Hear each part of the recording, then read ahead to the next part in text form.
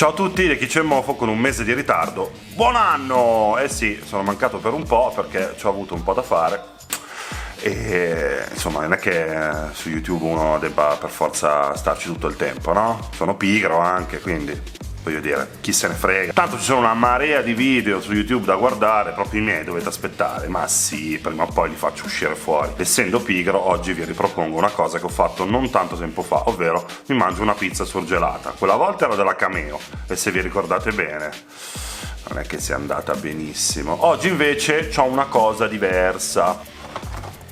Bella Napoli della Buitoni. La pizza l'ho già tirata fuori, questa è solo la scatola. Se vi ricordate, quella della Cameo puzzava in maniera ignobile.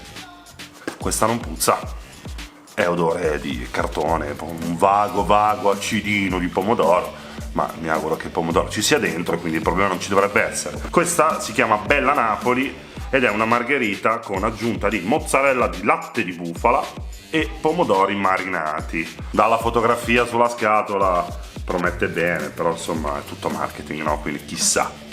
La pizza, come ho detto prima, si sta cuocendo nel mio fornetto Ferrari, di cui vi metto il link sotto come al solito perché secondo me vale veramente la pena. Starò un po' più attento perché l'altra volta era un po' bruciacchiata, oggi la tengo un po' più bassa di temperatura. Vabbè, diamo un'occhiata agli ingredienti perché è giusto controllare che cazzo ci stiamo per mangiare. Farina di frumento 35%, acqua, polpa di pomodoro 18%, mozzarella 17,5%, quindi la maggior parte degli ingredienti sono proprio quelli che costituiscono la pizza. Pomodori semisecchi marinati 4,5%, marinati, olio di semi di girasole, sale, aglio, origano. L'origano non è proprio il mio condimento preferito per la pizza, ma sti cazzi. Mozzarella di latte di bufala 3,5%. Ah, quindi c'è la mozzarella normale e la mozzarella di bufala. C'è lievito, basilico, farina di riso, non ci sono effettivamente additivi particolari. Questa qui la commercializzano anche nei paesi nordici, perché gli ingredienti ce li abbiamo in italiano, ma anche in tutte le lingue dei posti freddi. Cioè abbiamo Svezia, Danimarca, Norvegia e pure la Finlandia. Controllato di nuovo che non puzzi, siamo a posto. Culo, sta scatola non mi serve, non me la devo mangiare, aspetto che la pizza si cuocia. Attenzione, la pizza, eccola qua. Allora, siccome l'altra volta mi sono scottato come un deficiente, oggi ho preso pure il tagliere da mettere sotto, mi sono preso il mio taglia pizza e con calma la preparo per mangiarmela senza distruggermi la bocca con temperature infernali. Però nel frattempo posso anche valutarne l'aspetto e il profumo. Allora, profuma di pizza, sembra una pizza vera. All'aspetto, allora la crosta, ma vedete anche voi, non è malaccio. Lo strato di mozzarella sopra ha il suo perché. Ci avrei da dire qualcosa sui pomodorini, li hanno messi sopra proprio a c***o di cane e si vede, sono tutti spostati da una parte, non so, anzi così vado subito a fare il curiosone e ne assaggio uno per vedere se hanno messo roba di scarsa qualità. Vabbè, non mi aspettavo molto, l'origano che c'è dentro lo sapevo, mi avrebbe leggermente infastidito, però nell'insieme potrebbe anche avere un senso. Va bene, adesso la taglio e poi vediamo se è una roba mangiabile o meno. L'ho tagliata in 4 perché a me piacciono le fette grosse e importanti. Vabbè, non vi spiego come si taglia una pizza con un tagliapizza, ci sono in realtà dei tutorial su YouTube su come tagliarla e come mangiarla. Evidentemente c'avevano bisogno di essere portati per mano da tutte le parti. Ecco qua una bella fetta della pizza, è fumante, infatti ho paura di scottarmi di nuovo, ma ho anche fame, quindi proviamo. Col filo che scende dalla bocca, giusto?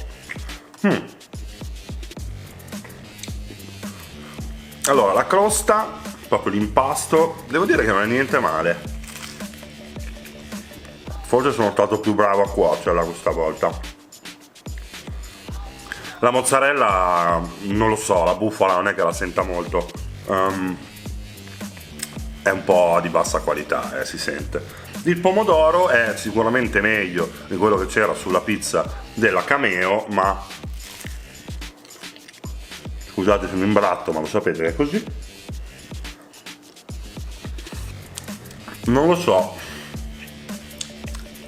è un po' dolce forse.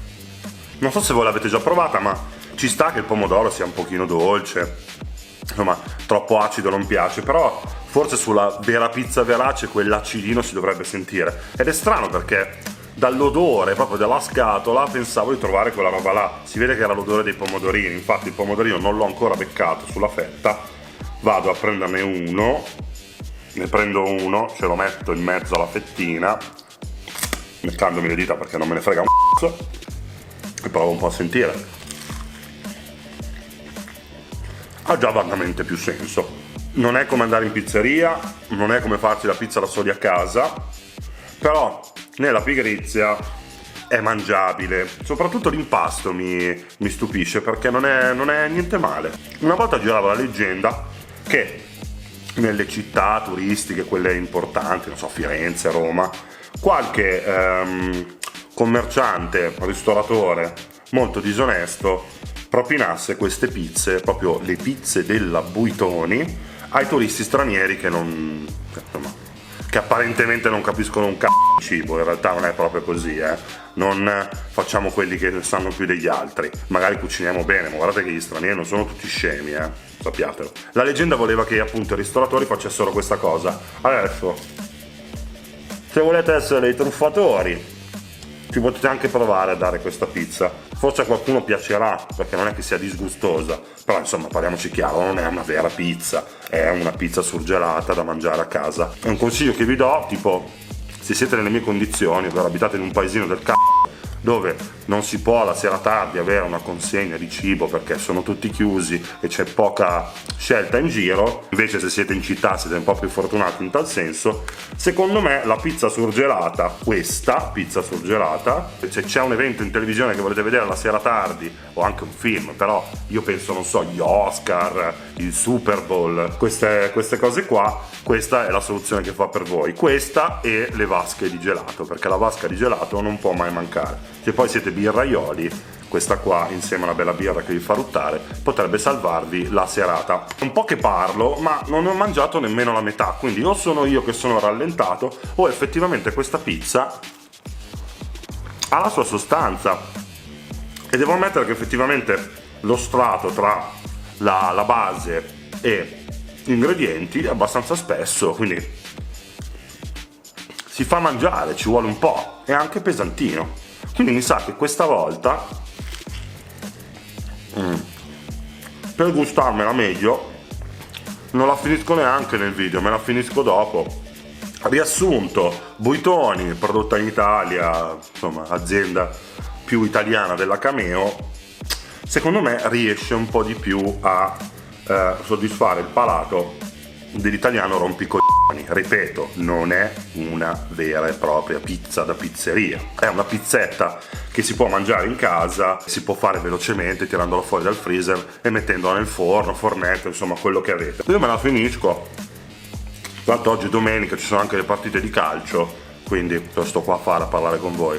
Presto ci saranno dei nuovi video, mi devo fare un po' di giretti, tutto dipende dalla disponibilità di tempo e soprattutto di voglia e non pigrizia.